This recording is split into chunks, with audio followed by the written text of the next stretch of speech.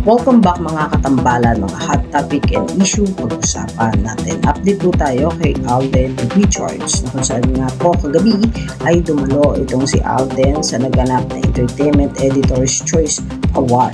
Makikita po kay Alden na napakagwapo nito sa suot ni Alden na Barong Tagalog.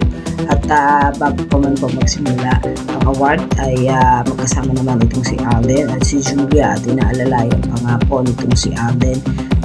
Itong si Julia pupunta nga po doon sa venue na kung saan nga po ay gaganapin ang naturang award. Makikita naman po kay Alden na bakas ang kasiyahan niya nang tanggapin ang kauna-unahan niyang award para naman po sa 8th Eddies Award. Ito nga po ay ang Box Office Hero awardee at ito naman po ay para sa pelikula nila ni Catherine Bernardo na Hello Love Again. Kamat hindi nga nakatalo itong si Catherine sa naturang award ay isa rin itong sikat sa wagi sa naturang Eddies Choice Award. Makikita naman kay Alden Richard na bakas ang kasiyahan nito nang tanggapin ang award at dahil ito nga po ang kauna-unahan niyang award para po sa Eddies.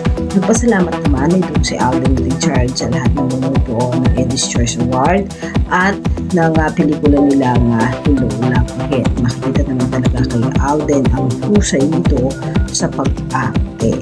At kasama nga nito si Alden kagabi, si Miss Julia Barreto na talaga namang napakaganda rin itong si Julia sa kanyang suot. Yan po yung mga update natin ngayon kay Alden. Kayo mga katambalan, ano ang masasabi nyo? Mag-comment lang sa comment section at pag-usapan natin.